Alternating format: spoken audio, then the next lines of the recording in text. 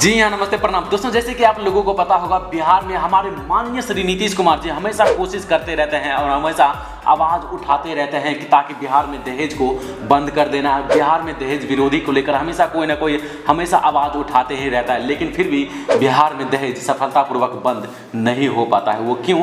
क्योंकि हम और आप लोगों की सोच की वजह से। जैसे कि दोस्तों आप लोगों को पता होगा, बिहार में आए दिन हमेशा कोई ना कोई घटना या कोई ना कोई शादी विवाह में लड़ाई झगड़ा सामने में आखिर आ ही जाता है, जो दहेज के बारे में हो। यानी कि दहेज को लेकर हमेशा कोई ना कोई लड़ाई झगड़ा या कोई ना कोई घटना सामने में आ ही जाता है। लेकिन बिहार में हमारे माननीय श्री नीतीश कुमार जी दहेज इसलिए बंद करा रहा है, इसलिए ताकि एक पिता को एक बेटी बोझ ना बन पाए, इसलिए। लेकिन हम और आप लोग ऐसा होने नहीं देते हैं। तो इसी प्रकार से हमारे बिहार के कुछ ऐसे कलाकार हैं जो अपने कमाई के चक्कर में अश्लील गाना भी रिलीज करते हैं। लेकिन गिने चुने कुछ ऐसे कलाकार हैं, जैसे कि हमारे दिलों का धड़कन धनंजय धड़कन, खेसारी लाल यादव और जितने भी गिने चुने एक दो ही कलाकार ऐसे हैं जो इसके ऊपर आवाज उठाना चाहता है, इसके ऊपर कोई गाना बनाना चाहता है। जो कि धनंजय धड़कन का एक बहुत ही गजब का रुला देने वाला सॉन्ग धनंजय धड़कन का आप लोगों के बीच बहुत ही जल्द रिलीज होने जा रहा है, जिस गाने का टाइटल रखा गया है का कसूर रहे बेटी की। जो कि दोस्तों बहुत ही गजब का पारिवारिक सॉन्ग और बहुत ही ज़्यादा आप लोगों को रुला देने वाला सॉन्ग ये होने वाला है। लेकिन दोस्तों कुछ ही कलाकार ऐसे होते हैं जो इस टाइप का गाना बनाते हैं, और इस टाइप का गाना बनाने से और इस टाइप का गाना रिलीज करने से बिहार में एक बहुत ही अच्छा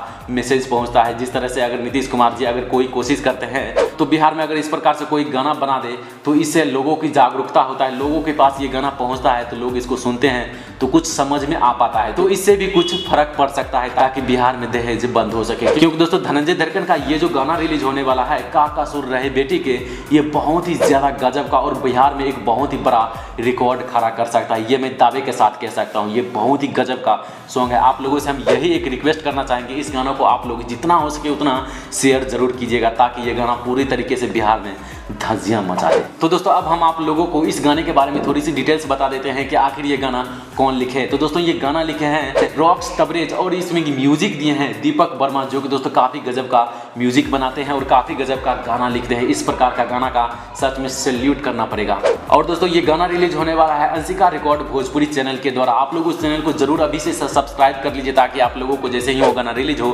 तो आप लोगों तक तुरंत पहुंच जाए। तो फिलहाल दोस्तों यही था एक अपडेट न्यूज जो हम आप लोगों तक शेयर करना चाहते थे। हमें उम्मीद है आप लोगों को ये वीडियो देखने में जरूर अच्छा लगा होगा। अगर आप लोगों को ये वीडियो देखने में अच्छा लगा है तो प्लीज इस वीडियो को एक लाइक जरूर कर दीजिए, और अगर आप लोग इस चैनल पर पहली बार आए हो तो प्लीज इस चैनल को सब्सक्राइब करने के साथ साथ बेल आइकन को प्रेस करके ऑल के ऑप्शन पर सेलेक्ट कर दीजिए। इससे आप लोग हमारे कोई भी वीडियो को मिस नहीं कर पाएंगे। तो चलिए दोस्तों आज के लिए इतना ही, फिर मिलते हैं आप लोगों से किसी और धमाकेदार न्यूज के साथ। तब तक के लिए गुड बाय।